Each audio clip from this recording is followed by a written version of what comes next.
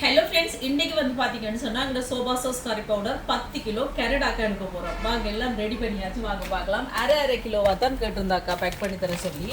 இப்போ எல்லாமே ரெடி பண்ணியாச்சு. அவங்க கேட்ட உரைப்பு கணக்குக்கே நான் இது செஞ்சுருக்கிறேன். ஒவ்வொருத்தர் வந்து பார்த்தீங்கன்னு சொன்னால் சில பேர் உரைப்பு கூடவா கேட்பினம், சில பேர் வந்து உரைப்பு குறைவாக கேட்பினம். அப்போ அக்கா கொஞ்சம் ஸ்பைசியாகவே கேட்டவா, அதே மாதிரி எல்லாமே ரெடி பண்ணியாச்சு. எல்லாமே வந்து பார்த்தீங்கன்னு சொன்னால் அரை கிலோவாக தான் பேக் பண்ண சொல்லுவா. அப்போ அரை கிலோவாக 10 கிலோ பேக் பண்ணியாச்சு. இது வந்து எங்களை சோபா சாஸ் கறி பவுடர். நீங்களும் இதே மாதிரி ஆர்டர் போடலாம். சுத்தமான சுகாதாரமான முறையில் தயாரிக்கப்பட்ட எங்களை சோபா சாஸ் கறி பவுடர் ஒருக்கா வாங்கி சாப்பிட்டீங்கன்னா அதுக்கு பிறகு விடவே மாட்டீங்க.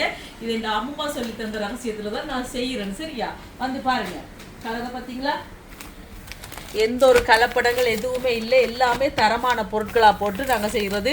இது எங்களோட சோபா சாஸ் கறி பவுடர். கண்டிப்பாக உங்களுக்கு தேவையண்டா எல்லோரும் 10 கிலோ 15 கிலோ தான் வேண்டோணுமெண்ட் இல்லை, 1/4 கிலோ கேட்டாலும் நான் தருவேன். நீங்கள் கண்டிப்பாக வாங்கி சாப்பிட்டு பாருங்கள். அதுக்கு பிறகு தான் உங்களுக்கு அதில் இதே தெரியும். சரியா, கண்டிப்பாக ஆர்டர் போடுங்க. இதே மாதிரி பார்த்தீங்கன்னு சொன்னால் சரக்கு தூள் இருக்குது, கூனி சம்பல் இருக்குது, மாசி சம்பல் இருக்குது, முட்டமா இருக்குது, நெத்தலி சம்பல் இருக்குது. இந்த கூனி சம்பல் மாசி சம்பல்கள் கூட நீங்கள் உரைப்பு கூட வேணாமெண்டா அதுக்கேற்ற மாதிரி கூட நான் செஞ்சு தருவேன். இந்த கறி பவுடர் கூட பார்த்தீங்கன்னு சொன்னால் உரைப்பு குறைவாக கேட்குறாங்களுக்கு குறைவாக, கூட கேட்குறாங்களுக்கு கூட, அந்த மாதிரி கூட நான் செய்து கொடுக்குறது. இது வந்து ஸ்பைசியாக தான். இப்போ இவ்வளோ இந்த சோபா சாஸ் கறி பவுடர் கேனடாவுக்கு போப்பது 10 கிலோ.